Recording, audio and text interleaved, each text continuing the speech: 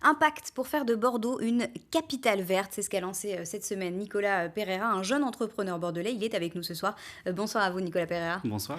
Merci d'être avec nous. Alors expliquez-nous simplement, vous le ferez mieux que moi, qu'est-ce que c'est que ce pacte Bordeaux durable? Alors, ce pacte Bordeaux durable, c'est une initiative citoyenne et transpartisane qui a pour objectif de faire des propositions pour deux raisons. D'une part, face à l'urgence climatique, et on la voit se matérialiser par des manifestations où il y a de plus en plus de monde, des mobilisations citoyennes. Et donc, il faut agir, il faut faire des propositions concrètes, et c'est ce que l'on veut faire. Et par ailleurs, par cette volonté qu'ont aujourd'hui les citoyens, les citoyennes, de prendre part à la politique, et je crois que c'est très fort, notamment sur ce sujet du développement durable. Et donc, l'objectif, c'est d'inviter tous les Bordelaises, les Bordelais, à participer, à signer ce pacte d'abord, et à participer à faire des propositions. Et c'est ce que nous commençons à formuler depuis effectivement quelques jours. Voilà, alors ces propositions, pour vous, elles doivent émaner des citoyens, mais après l'idée, c'est d'engager tout de même les candidats au municipal à Bordeaux pour qu'ils s'engagent vis-à-vis de ces propositions. Absolument. On s'inscrit dans une forme de rapport de force, finalement, politique, pour dire que ce sujet qui est prioritaire, il faut absolument agir. Et donc, ces propositions, on demande aux citoyens de les soutenir. Donc, on a déjà collecté plus de 100 signatures en moins de 24 heures, donc c'est un beau démarrage. Oui. Et donc, ça veut dire qu'effectivement, il y a du soutien derrière ces idées. Mais derrière, à partir de janvier, on va proposer le pacte dans son intégralité, puisque les propositions sont formulées au fil des mois. Et ce pacte sera proposé à la signature pour l'ensemble des candidats qui s'engageront à mettre en œuvre les propositions. Et derrière, nous créerons un baromètre de l'action climatique pour mesurer concrètement si les engagements qui ont été pris sont effectivement réalisés et si les mesures sont prises. Oui, parce que le problème, c'est qu'on sait toujours qu'il y a beaucoup de promesses durant les campagnes, mais c'est compliqué de les tenir. Comment vous allez faire pour avoir des actions concrètes par la suite sur l'écologie? Bien, déjà, dans les propositions que l'on formule, on propose des propositions qui sont concrètes, donc qui sont réalisables et réalisables dans un temps court ou plus lointain, mais dans ce cas, on met en place un plan d'action et on le précise. Alors, par exemple, vous avez quoi comme proposition concrète et sur le moyen ou court terme même? Alors, on a lancé les deux premiers actes Oui. de ce pacte. Le premier, c'est la ville-jardin. Et donc, on veut réimaginer la ville autour du jardin. Et donc, d'en faire une ville où la végétalisation est présente partout. Alors, vous allez me dire, tous les candidats aujourd'hui proposent de végétaliser, effectivement. Et nous, on a deux mesures fortes qu'on propose. C'est d'une part de remodeler complètement le quartier Mériadec pour en faire un poumon vert urbain.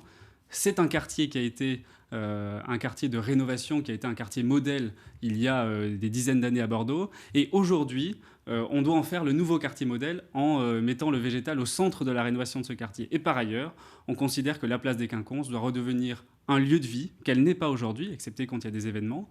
Mais tous les abords de la place des Quinconces doivent être dynamisés, transformés en lieu de vie. Et ça, c'est faisable dans la durée d'un mandat pour redonner de l'air, pour redonner de la respiration à ces lieux qui aujourd'hui sont des lieux de passage, mais pas des lieux où on s'arrête pour prendre du temps, pour passer du temps.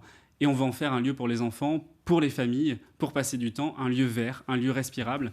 Et c'est un des enjeux majeurs. Alors, sur cette partie ville-jardin, et ensuite, on veut faire de Bordeaux une capitale du développement durable. Et donc, on propose de faire de Bordeaux un lieu d'attractivité durable pour que les entreprises qui s'implantent soient des entreprises engagées et qu'elles soient dans une démarche d'impact écologique positif, ou en tout cas de limiter au maximum leur impact. Donc voilà comment on veut construire de nouvelles normes qui vont faire que demain, Bordeaux va s'inscrire dans cette dynamique durable. Quand on vous entend parler, on a l'impression d'entendre un candidat au municipal finalement. Vous êtes en dehors de toute logique partisane, mais comment vous comptez avoir du poids? Je veux dire, vous êtes ni une association, ni un collectif. Comment vous comptez peser juste dans le débat? Bien simplement en ayant l'opportunité de prendre la parole déjà, et merci pour votre invitation, et en invitant une nouvelle fois tous les Bordelais et les Bordelaises à signer ce pacte et à le soutenir. Oui. Ce qui fait le rapport de force, c'est que plus il y a de monde qui le soutient, plus il y a de monde qui participe pour faire des propositions, plus ce pacte a du poids et plus forcément les candidats vont faire attention à ce que nous proposons. Dans le sondage dont on a beaucoup parlé sur TV7 de la Tribune, réalisé par Elab la semaine dernière, on a vu que l'écologie, c'était l'enjeu principal pour les Bordelais de cette élection. Vous pensez qu'il y a une véritable prise de conscience sur ce sujet? J'en suis convaincu. Alors, moi, en tant qu'entrepreneur, je rencontre d'autres entrepreneurs et on peut avoir l'image de l'entreprise qui est complètement déconnectée de ces logiques d'impact minimum sur l'écologie. Eh bien, aujourd'hui, c'est en train de changer. Les entrepreneurs se saisissent de ce sujet, les associations le faisaient et le font et vont le faire encore plus, les institutionnels, les collectivités. Oui, il y a clairement une prise de conscience, elle est générationnelle, les jeunes se mobilisent, mais elle s'étend à l'ensemble des générations. Et aujourd'hui, plus personne ne dit que le climat n'est pas un sujet. Non, c'est un sujet important sur lequel il faut agir, faire des propositions. Et c'est ce à quoi va servir ce pacte, effectivement. Et justement, les différents candidats au municipal, ils ont défilé sur TV7, ils ont fait des propositions chacun pour l'écologie. Vous avez parlé de revégétaliser Bordeaux, ça revient souvent, hein, cette Absolument. idée de planter des arbres. Certains candidats voudraient essayer d'interdire la voiture. Qu'est-ce que vous en pensez, vous, de ces propositions? Vous pensez qu'il y a des bonnes choses, on imagine? Ben bien sûr, je pense que tout ce qui va dans le sens de la prise en compte de cet enjeu, c'est évidemment important et nécessaire. Donc nous, on soutient évidemment tous les candidats qui vont être dans cette logique. Mais vous pensez qu'il faut prendre des mesures coercitives, par exemple interdire la voiture, ça serait Alors, quelque chose l'interdiction de la voiture, par phase, oui, effectivement. Alors, ça fera partie de l'acte qui sera dévoilé en novembre, donc je ne vais pas vous en dire davantage. Mais effectivement, il faudra sans doute limiter l'accès à la voiture dans le centre-ville, parce qu'il y a un sujet de pollution de l'air et de mortalité liée à la pollution de l'air. En Nouvelle-Aquitaine, c'est plus de 4000 personnes qui chaque année meurent en raison de la pollution de l'air liée à la circulation. Donc oui, c'est un sujet sur lequel il faut agir, notamment dans les centres-villes. Mais au-delà de ça, moi je pense que l'écologie, aujourd'hui, ne doit pas être le sujet d'un parti. Et donc c'est pour ça qu'on propose ce pacte citoyen, transpartisan, qui va faire des propositions pour tous les candidats, quelle que soit leur couleur politique et quelle que soit leur liste.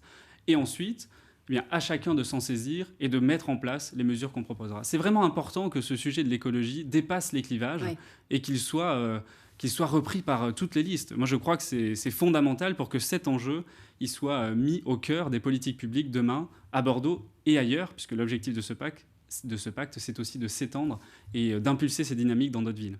Un petit mot rapidement de conclusion. Vous pensez-vous que la crise climatique, elle est réversible? Il est encore temps d'agir? Alors, c'est une vraie bonne question. Je ne suis pas scientifique. Alors, si on écoute les scientifiques, c'est déjà un peu trop tard. Ouais. Et donc, moi, je vais me fier à l'avis des scientifiques qui disent que c'est trop tard. Cela étant, je pense que si on dit c'est trop tard, bon, il faut pas... Chose, ouais. Oui, voilà. C'est trop tard pour être pessimiste. C'est vraiment trop tard. Donc maintenant, agissons, mettons-nous dans l'action pour faire en sorte de limiter cet impact du réchauffement climatique. Et je pense que c'est dans cette démarche-là qu'il faut se positionner, en mettant en place des mesures qui permettent de limiter cet impact et surtout de faire de nos villes des lieux de résilience où demain on sera encore en capacité de vivre malgré la hausse des températures qui nous est annoncée, parce que de toute façon elle arrivera probablement. Merci beaucoup Nicolas Pereira d'être venu sur notre plateau. Pour participer, donc tous les Bordelais peuvent émettre des propositions. Absolument. C'est sur bordeauxdurable.fr. bordeauxdurable.fr, on peut signer, faire des propositions, on en a déjà reçu des dizaines, donc continuez, on est ravis de les lire et de les ajouter au pacte. Voilà, allez donc jeter un œil à bordeauxdurable.fr. Merci d'être venu sur notre plateau. Merci de votre invitation. Et vous restez avec nous sur TV7, on se retrouve dans un instant.